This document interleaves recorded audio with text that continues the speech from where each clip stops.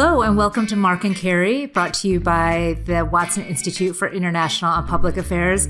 Hello, Blyth. I haven't seen you in quite a while. How are you, Professor? I'm doing quite well. But we did actually see each other briefly during the summer. Yes, and for just a second. For everyone who's listening, we met in the summer quite unexpectedly and said, we should totally do an episode. That'd be great. And we planned the whole thing out, and then it was the summer and we both kind of forgot. So that was that. Or had other things to do. But anyway, I'm back from a bit of wandering. It was a productive summer. Yeah. It was good. I went to Europe where it was a gajillion, degrees, but that was all right. And now we're back. So the first thing we have to do, I think, is before we left, we had a series of predictions. Oh, yes. The Supreme Court of the United States was wrapping up their business. Yes, and we did. And I actually have our notes from that, so I can give us the real time. What did we say would happen, and then tell us what actually happened? Well, we actually did pretty well because we're jaded and cynical and pessimist. So we did pretty well. Affirmative action case, we said it was going to be dismantled, which it was. And of course, all of the policy that has now come out of higher ed as a result. The independent state legislature, actually, that was the one we didn't get. Yeah. We really went negative on that one. But actually, the court said, no, this is bunk. This is nonsense. 3 of the justices, believe it was 3, actually said there is something there. So it wasn't a full 9-0. Right. But at least it was 6-3 against. Yeah, yes. Right. Let's see. On 303 creative, which was whether or not a baker in Colorado. Right. The sort of I want to discriminate against people bakers story. Yes. You can discriminate. All right. So that's great. So you can, you may or may not get your cake or venue or what have you. Stop for a minute on that one, right? The other 2 seem particularly serious. I understand why in a country like the United States, given the history of redlining, racial exclusion, etc., that it's such a sensitive topic, the notion you could discriminate against someone actively in your business, right? But de facto, don't people do this all the time anyway? Let's say I'm a wedding planner, right? Somebody comes to me and they want to have this crazy ass sort of ridiculous wedding. Yeah. And I just go, no, I can't be bothered with that, right? Yep. So how would you ever enforce this? Well, I think, so there's a couple things that are weird with this case is that there wasn't ever an actual person that was injured. So the standing on it was really in question. So there was that part. But the point that you're making, I think, is right on. Like, I may be busy and can't take your wedding. Or prove that I'm I'm not discriminating. All of these different things. So it is a bit of a weird case in how the implementation of it to prove that you are being discriminated against because of your federally protected class. Right. I guess unless they yell at you and use words, those terms, right? Exactly. That'd be the only way of doing it. Or if there was some sort of class action of always being discriminated against based on a certain sort of identity. But this is policy though. What is implementation and what does it look like, and how do we actually go about it? Yeah. Yes. Speaking of that, let's switch. Phoenix, 110 degrees for 54 days. Yes. Texas literally is toast. Yes. Ironically, the only thing that's keeping the air conditioners on in Texas is all the green stuff that they've installed, the wind and solar, which they're now actively discriminating against in public policy because you don't want anything that would actually keep the lights on and the air conditioners on. It's a bit mad, isn't it? I mean, it really does seem to have, because we had this last summer. Yep. And then we've had it again. And of course, all the people on Twitter are like, well, there's always been weather cycles. And it's like, it's not a cycle, it's a hockey stick.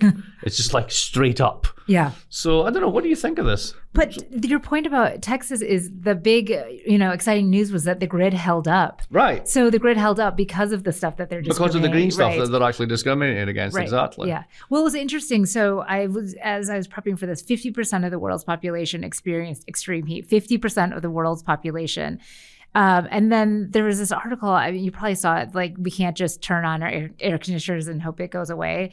That air conditioning accounts for 4% of greenhouse gases, which is twice as much as the airline industry, which I was totally shocked at. So the air conditioning, which is really wonderful right now, is really actually going to put us in even worse of a spot. And then places like Phoenix are going to be even more screwed. Right. So the only way you can do this is if you basically run your air conditioning off of renewables. Yeah. Which means even more investment in that space rather than, as Texas did just back in May, If you now want planning permission for putting up either solar or wind, you have to ask everybody, I think it's in a 25-mile radius, what they think of it. Oh, wow. So that's just a huge, that's not going to happen, Yeah. right? And there's now a one-time tax that has to be paid every year if you do renewable stuff, whereas if you do carbon stuff, you don't have to pay it. Geez. What was the scene like in Europe? Where did you go, and what was the weather? I mean, it's just 80 degrees, I think, in London, or mid 80s. Well, this in is the London crazy yesterday. thing. I went to London first. I did a thing at the House of Commons at the start of June. And if you ever want to be in a building that had no conception of air conditioning, try sort of the Houses of Parliament, right? There's a ridiculous Baroque structure. And it must have been about 85 degrees in the sort of the big room that we were using to talk about this stuff, right? And it's just the country's simply not built for it, you know, and that's only 85. Wait till you get to 90, etc. Yeah. And of course, you know, what happens is then July's pretty crappy and it rains a lot. Yeah, because, you know, you get more moisture in the air. It has to go somewhere. London's reasonable, right? It dumps down there. Meanwhile, just 500 miles away, you cross across the channel, you go to southern France, it's 40 degrees. Yeah. Remember, that's Celsius. You go to Italy, it's 42 degrees. Yes, you go to Greece, it's on fire and it's 44 degrees, literally, right? Yeah. So, and that just continues. That was the whole summer, basically, for these places. And one of the things I thought about with this is if you think about, you know, Southern Europe since the financial crisis, since the sovereign debt crisis, it's been told by the Germans and others in the north that, you know, spend less money and do more exports. Well, it looks like they're doing more exports, but all they're actually doing is less imports, right? Because they're poorer. And their main industry in many parts of the southern part of Europe, of course, is tourism. Yes. Right. You know, think of Florence. I mean, it's insane, right? Think about all these cruise ships docking in the Med, right? Think about the Greek islands, etc. Now, if you're constantly 40 degrees, who wants to go there? Yes. Yeah. Yep. I don't. Yep. I absolutely don't. It's tough. So we were in Italy, and during the day, you get out in the morning from 8:30 to 11. Okay. You got back, you had a snack, and then you went to sleep until about 4. Yeah. That was, and then you went out at 5:30. That's the only way to survive it. Yeah. Well, there's this interesting travel article that said Italy has 1.1 million hotel rooms. Helsinki, which I strongly recommend, 65,000 hotel rooms. So just thinking about just the travel tourism industry and how can there be a shift from 42 degrees Celsius to Helsinki? I mean, it's not even built for it. I'll give you an example of this. There's a little, it's not little, it's quite big. There's a booze shop here in Providence. Now, I can't mention its name, but it's called Bottles. Yeah. And it's very good. And sign of the times, they have English champagne. Oh, Jesus. Right. Now you enough? know who's making this? It's the big French producers buying up bits of Kent and buying up bits of Somerset because France is getting too damn hot. Hot. Oh, that's so weird. I know. Imagine a world in which all of that fancy French wine is no more. It could happen in our lifetime. Yeah. Like there's literally no more Burgundy. There's no more Bordeaux. Right. Yeah. Wine connoisseurs will be throwing themselves off the tops of buildings. Yeah. I don't know if you're wondering, did you go to Burning Man? No, unfortunately, I managed to skip it this year, last year, the year before, and every other year. I wasn't sure whether your RV maybe got stuck in the mud. I couldn't imagine anything less me than Burning Man. I mean, it really is. But speaking of Burning Man, I have a story about Birmingham. Oh, yes, please. Yes, not Alabama, the Birmingham City one. So this is a shout out to Nigel Nyumbu, one of our listeners who wrote to me. We do actually respond if you want to do this. Yeah. And he said, you should have a look at what's happening in Birmingham City Council because they're bankrupt. Now, I'd seen this in the BBC News and I thought, well, you know, sign of the times, broken Britain, etc. But it's actually way more interesting than this, right? So local authorities can issue, in a very restricted sense, debt. There's no big municipal debt market like there is in the United States. They live off of grants from central government. So when those government grants get reduced, they have to be creative in the financing, and they've only got limited taxing powers, et cetera, et cetera. So here's how the news is being reported if you just get into sort of, mainstream media in the United Kingdom. And this is not wrong, right? This is not manipulation or anything. And basically it's about gender inequality. Okay. And Axios, Felix Salmon did a good piece on this, actually. It's one of the links that I found more about this story, that this is sort of happening everywhere, that basically you're getting class action lawsuits where generations of women who were paid half as much or 75% as much are like enough. And they're getting these rulings. So there's a huge ruling against Birmingham City Council, it blew a hole in the budget, now they're bankrupt. Not quite. Okay, that's not the end. Wow. No. There's a thing called Lobo loans. Okay. And it's as bad as it sounds. Okay. So it's a lender obligation, borrower obligation loan. These are typically very, very long-term loans, 40 years, 70 years. Okay. And they have a fixed rate on it, but the rate adjusts periodically. And in a sense, each party gets to suggest what the rate is and can walk away. But if you walk away, you have to pay off the full loan. Okay. So what that de facto does is, unless you're really going to amortize over a very long period, it gives the lender enormous power. So now interest rates have gone up. Guess what happened? Birmingham and all the different councils in England, probably Scotland, I don't know, but definitely England. Basically, in the aftermath of the financial crisis, we got austerity. So the budgets went down by a third. There was only so much they could cut before literally people would be like, orphans on the street type stuff. So along comes the City of London and says, we've got these lovely long-term loans. Interest rates are really low. What could possibly go wrong? Guess what? Interest rates are now through the roof at the same time as you're facing these massive gender equality suits. So this is a huge problem. I mean, just Britain's astonishing at this point under the Tories. I mean, they call it broken Britain. There is literally nothing left to break. Right. So, I mean, the take-home point, as I understand it, would be that the bank will go under.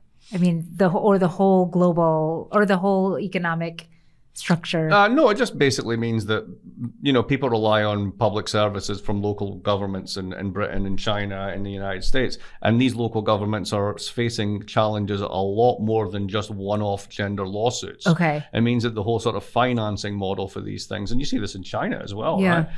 It's because it's been based on real estate and that's all gone to hell. Right. So yeah, it's kind of interesting, but it's basically a local governance story. But to me, it's fascinating because all the attention's on the gender equality and payback story, which is totally right and totally true. But underneath that, there's an even shittier bunch of stuff going on. Right. So that's super interesting. Yes.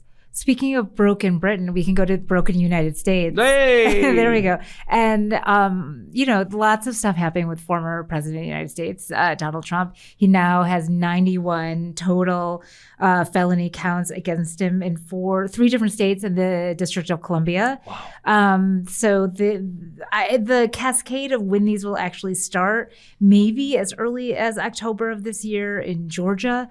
And Fani Willis is moving really quickly. That's the one with the 19 different people, Rudy Giuliani, all the mugshots. That was really exciting / really kind of hard to believe when you see all those people in their mugshots. But it is an interesting. I mean, there's obviously the legal perspective of this, and there's the presidential. A former president has never been indicted in this way. But I think the thing that's most interesting for me, of course, is the politics of this, and to see how the calendar unfolds, and in relation to the presidential election that is about to happen, and how exactly former President Trump is going to spin this. And yet really astute observations are there's no spinning. This is his entire presidential campaign. He's not going to talk about climate change. There's no policy. Amen. It's just this is the entire thing. Isn't this a rerun of what we saw last time? Yeah. In a sense that the last time the Democrats said, just ignore him. He's just a fool. Yeah. He's like an angry old man. Nobody will take him seriously. And then they kept basically putting him on CNN 24/7, and that made people be attracted to him, and it pumped up the rallies. So now, irrespective of what you think of the merits of the case, according to lots of DAs, he has broken the law and needs to be held to it. Yeah. And this is basically writing the script for re-election. Oh, yeah. He said from day one they were after me. They were after me with Mueller. Yep. They were after me with this, they were after me with that, and this is just an extension of the same thing. Yeah. And you see this playing out in the polls. Oh, yeah. I mean, neck and neck with Biden. How many indictments? Well, it's 91. Right. How many indictments against Biden? Well, 0 right now. So what's the net effect of an indictment? It pushes your poll numbers up. Mm. Yeah.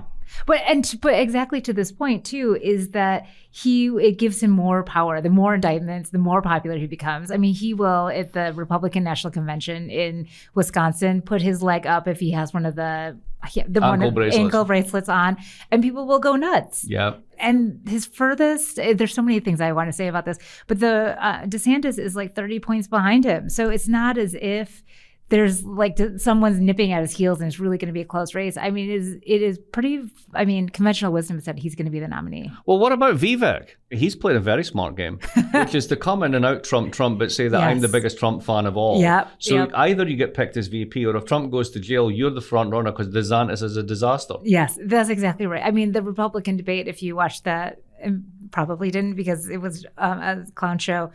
I mean, he really put his stamp out there as like trying to out-Trump Trump. Yes, no, basically climate change is just a hoax, right? Yes, the reason the entire exactly Chinese economy has reoriented itself to green production is because it's a hoax. Yeah. The reason that every other country in the world is basically busy installing green stuff is because it's a hoax. Yes. Yeah. Holy mother of God. Well, and Donald Trump is the best president of the 21st century, I think was one of his lines. But I think the thing that's most interesting out of that is there's so much talk among the political hacks about him and former Governor Nikki Haley.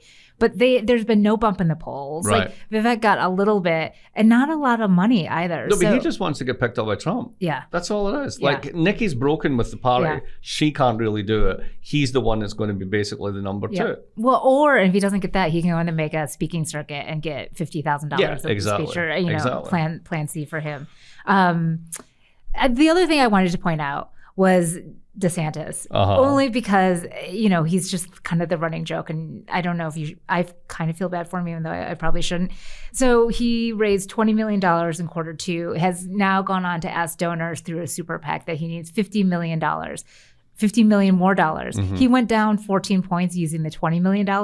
So you're really asking donors for $50 million more to go down another 14. I think we said something about this like when we spoke before, but it strikes me, irrespective of party or anything else, if your main claim is, I'm a really angry guy and I really hate vulnerable teenagers, it's only got a certain amount of mileage. Yeah. I mean, at the end of the day with Trump, right? I mean, someone wrote a piece, maybe it was a New Yorker or something like that. Actually, no, it wasn't. It was a piece that's written by somebody in Europe about Trump that was very insightful, which is he's very much the anti-hero. Yeah. Right? Yeah. So if you think about, films like, let's say, the only thing that pops into my head just now is one of the Star Trek films, like Khan, right? So you actually root for Khan more than you root for Kirk, even though he's ruthless and dangerous. He's not flat out evil. He can actually be really funny. The anti-hero mold really kind of fits this guy. Whereas DeSantis is just like a horrible person. Yes. Well, I had to take pause because Khan actually gave me nightmares as a kid because of the earworm. I mean, I thought he was in my closet with the worm, so I had to really think about that. He's not totally evil. It could be the remake. It's got Benedict Cumberbatch. And there was no earworm. That's right. And he was much more attractive. He was much more attractive. Yeah. But very much an anti-hero. Yes, that's true. But I think you're right. Just the line of using, that they're what stands between me and the deep state coming after me. The anti-hero, I think, is a really good point. It's just too bad that he has no personality, no managerial abilities, no ability to actually connect with other humans. And then in his own public policy, he, accepts climate change, does sensible things with the manatees and the wetlands, and then denies it all. Yes, and then is actually anti-business, which should be a main plank of Republicans. That's about the whole thing's a bit odd. Other things is sticking with Congress is people talk about Biden's age. He's not the only one, is he? No, he's not the only one. I mean, so Feinstein is 90? 90. And to be totally honest, as of yesterday, was she even, I think she's alive still, but hanging on. And then who's decided to come back after all? Oh, Nancy Pelosi. Exactly. Yes. How old is she? I think she's in her 80s. Right. Okay. Yeah. So basically, and then there was Mitch McConnell, second brain freeze, mini strokes, or at least brain freezes. Yeah. It's what do you think? I mean, it's just a gerontocracy, isn't it? Here, the average age in the House is 57.9 years. I'll just round up to 58. Senate, 65 years old. The average age of world leaders is 62. And then the other thing, this all comes from the Pew, is that countries with they have less freedoms have much older leaders. Yeah, you could see that. Yeah, you could see that. That totally makes sense. So, but I'm not sure that really works for us because, we're not done with destroying all of our freedoms yet. and these people came of age and continued to, milk it for all it's worth. Yeah. I mean, I'm more fascinated by the fact that it's a bit like professors, right? Yeah. That for many people, it's not a job, it's an identity. Oh, yeah, that's a good point. And therefore, when you leave your job or you're asked to retire, it's like, asking someone to not be the person that they've cultivated over years. And that's why it's this kind of existential thing. And I guess with some legislators, that's just it. It's like, this is who I am, this is what I do. I don't see myself going off to the golf course. I'm going to hold on into the bitter end. Yeah. I mean, it is hard. I mean, the jaded part of me with Mitch McConnell is that, it's just about power. And there's, all the machinations that would happen with Kentucky if he stepped down and blah, blah, blah. But it is hard for me on the Dianne Feinstein, like how mentally everybody else she has to retire. Like if you're in a dangerous profession, right? If you're in like, a firefighter or a cop or whatever, if you're in there for 20 years, you're already vested in a pension. Nobody expects you to be stomping the streets when you're 70 years old, right? That's right. Yeah. Most people retire when they hit the average age. Yes. I mean, come on, this is getting a bit much. I know. You just think, I mean, politically, like what's going to happen if Biden has he stumbled, if he has something where he like falls actually and is on camera. I mean, it's just like, there's just no potential to overcome. Yeah. And you understand why there's a great deal of cynicism and then sort of, how to put it, support for folks like Trump. At least he can put a sentence together. Well, I mean, Biden can put a sentence together, but can he walk without stumbling? Whilst putting the sentence together. Yeah, exactly. That's a good question. And Trump's mental, you're never sure about that. Allegedly. Yeah. You see, you have freedom of speech in this country. Half the things that we say on this podcast could be libelous. That's actually true. Exactly. Yeah, that's a good point. So that's why I keep saying allegedly. Okay, yes. Covering myself. Remember, it's our favorite word. Yes, okay. So allegedly there's a war in Ukraine. Oh no, that one's factual. We know that there is. Has it been declared a war? Oh, it's a good question. Well, I mean, when you invade someone, I guess the other side gets to say, you're at war with me. It's not a conflict, yeah. Okay, I'm with you. The Russians call it a special military operation. Oh, okay. Which is a bit like, if my basement got flooded, I'd call it kind of like a special mopping up day. Yeah. So, special project for the Blyth household, mopping up day. Yeah. No, I mean, it just grinds on and on, unfortunately. I mean, it's just awful. Depressing to look at, and as usual, the West is doing what the West does best, which is to go, we 100% support this, absolutely, and then after about 12 months, and they go, ooh, and then they start to go, can't we just finish this? Yeah. And Biden's coming into the election. There was meant to be this big breakthrough this summer. It was going to push the Russians back. Good luck with that. And that was it. And then we could all declare victory and go home. Yep. I don't think it's going according to plan, if that was ever a plan. I mean, I probably said this here before, but this is building on the gerontocracy point. What's the end game? I mean, Putin's going to win or lose and then just go retire and to Dhaka and the Black Sea? So doesn't it just grind on only because he's got... And this is not to diminish or dismiss what's going on that's very serious, but what else does he have going on, I guess? I mean, what's the incentive for him to stop doing this? So the sanctions, they've worked, but what it's done is cause a diversion of trade rather than an end of trade. Yeah. The Russians are still selling oil through a fleet of 200 unregistered ships. India's getting a great deal on it, but they're still filling their boots with cash. They still haven't had to raise taxes. Yeah, really? Yeah. Wow. The population, I believe, is still 3 times the size of Ukraine. Jeez. And they're a much more brutal regime, so their ability to basically throw people into battle is much greater. And now they're on the defensive. Basically, they've got it, they're going to hold it, and it's up to Ukraine to come and take it. And that usually means you need 3-1 on the other side to make that work. And unfortunately, it's 3-1 the other way around. Yeah. So this is just not good. And, the Ukrainians have suffered enough. And I fully understand why they don't want to quit, because they think if they quit, eventually they will be destroyed. Which they probably will. Right, which is why they want the West to intervene, but the West has never truthfully wanted to intervene. Yeah. So it's just a terrible, the definition of bad equilibrium. Well, and he reasserted himself by assassinating Prigozhin this summer, or murdering him. Allegedly. Allegedly. Yes, good point. Allegedly. We don't know if Prigozhin's actually dead or not. He could show up, with Biggie and JFK Jr. And then the other point about your mixed messages. I mean, I was really shaking my head on this one. I mean, last week, Blinken showed up and said, here's $1 billion more in aid. They're working on more stuff in Congress, though that's going to probably blow up. But then the G20 statement, they didn't even say anything about Russia. They're just like, oh, it seems not so great. Yeah. And so, their last line in the statement was, today's era must not be of war. And you're like, what?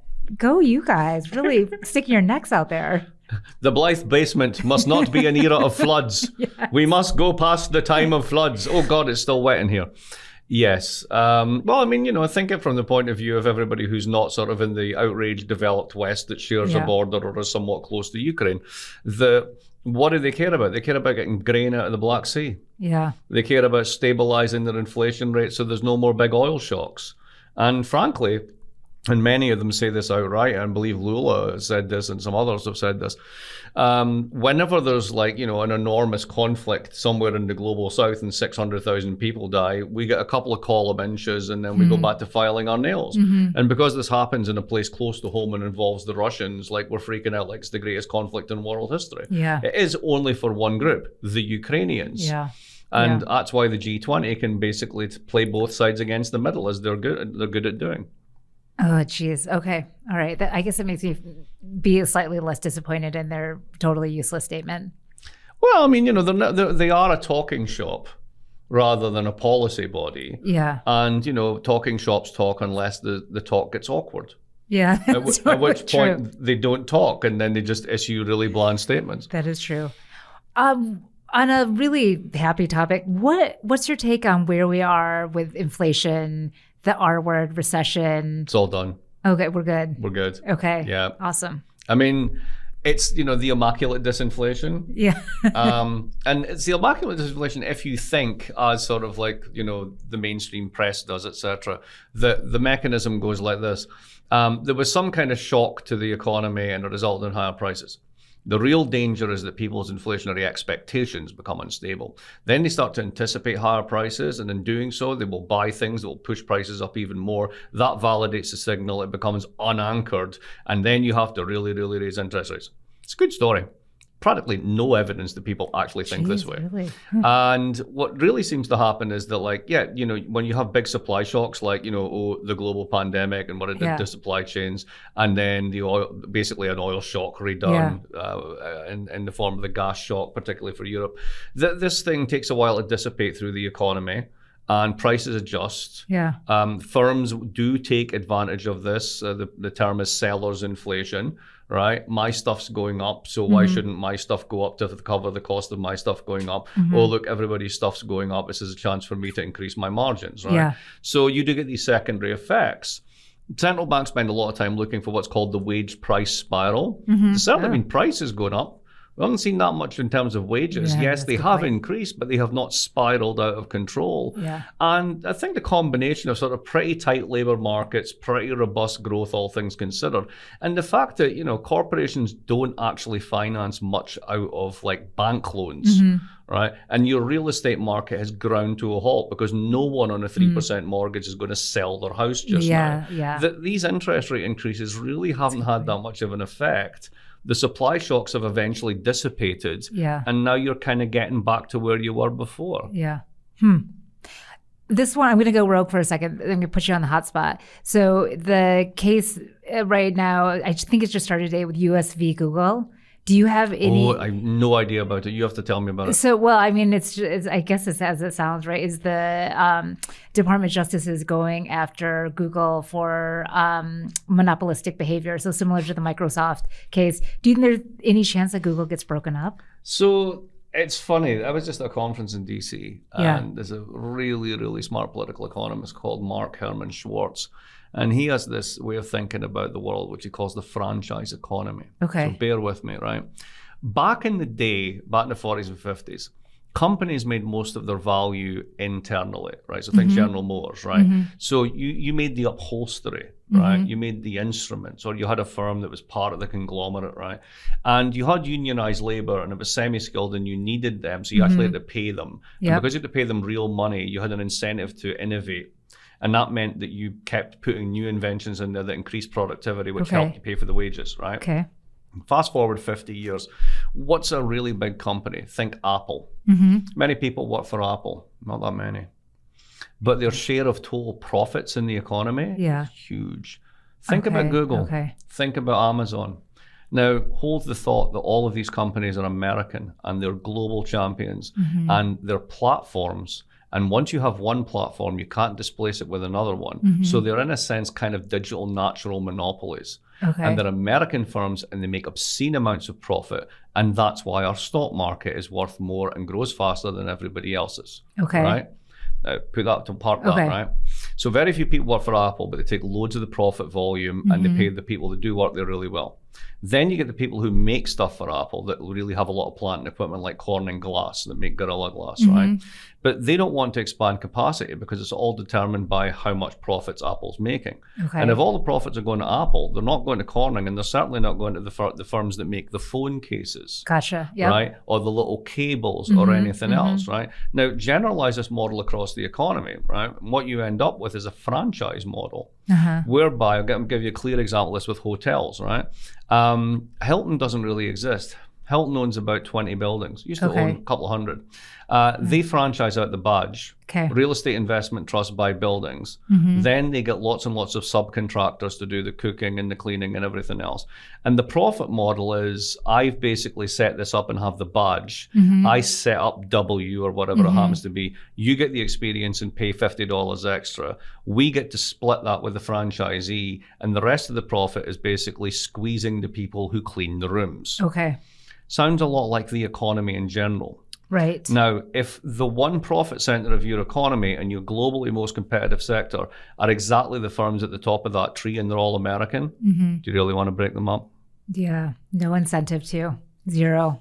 Yeah. Bye-bye. Because they're keeping the whole thing going. That's right. Now, it's a bad thing to be kept going in a sense if you really had the courage to do it. If you did break them up, it would be great because it would actually force other companies, they would give other companies the chance to earn other profits. It would diversify those profits. That would give a signal to other companies that it's worthwhile investing. Through investment, you would raise the growth rate, you would raise wages. If you did it, it would be good. But in a sense, you have to kill the bad golden goose first. Yeah. Wow, this really helps me understand why the Apple phone case costs like 4 times as much as the no-name one that I could buy. But the no-name one, like, you know, they're making no profits. They're barely getting by. But they only exist because the big thing exists at the top. Wow. Okay. So anyway, shout out for the work of Mark Herman Schwartz. Everybody who's interested in this, just Google him on Google Scholar, find the papers. It's really good stuff.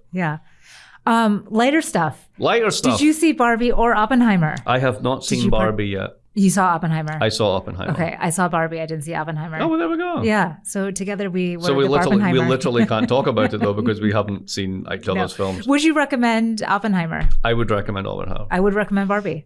I've been trying to see Barbie, but I just haven't had the chance to see Barbie. Because when you're in Italy and they've dubbed it into Italian, I'm not sure that's the right moment for me to go watch Barbie. To learn your Italian. Okay, so we'll have to trade notes then. Once we see the other movie. And then just because I know this is really your season, the season of pumpkin spice, I just wanted to remind you is back. I didn't even know it had gone. I mean, it's a bit like hazelnut coffee. You know, you haven't had it for 20 years, but you know it exists. To what extent is it back? Can you define its backness? Fall. So pumpkin spice. But this is, I was in Stop and Shop, which is a local supermarket chain where we are. And they had like, you know, the voiceover thing, you know, and it was like, shoppers, the leaves are turning brown and fall is with us now. And I'm like, it's 92 degrees outside. What are you talking about? Like nobody's wearing clothes at this point. So I don't think I really want pumpkin spice when it's sort of like nuclear lava temperatures. You have a great American accent too. I try. When you do it, I have several American accents. Voiceover work. It is hard to get in the mood. Well, this is great. Yes. Thank you. We'll see each other soon. I hope so. I missed this over the summer. I know. Missed you. I had so much to say. I have Clearly, you had notes. Yeah. You had notes. I just had an admonishment, which will obviously be the episode title, which is... I can't remember now because my brain got Allegedly. Thank you. See, I forget, but this is good. If you forget stuff, then you can't, be held accountable. Yeah. Tried that one in a courtroom in England. Allegedly. Allegedly. Thank you for listening. We'll be back soon. Bye.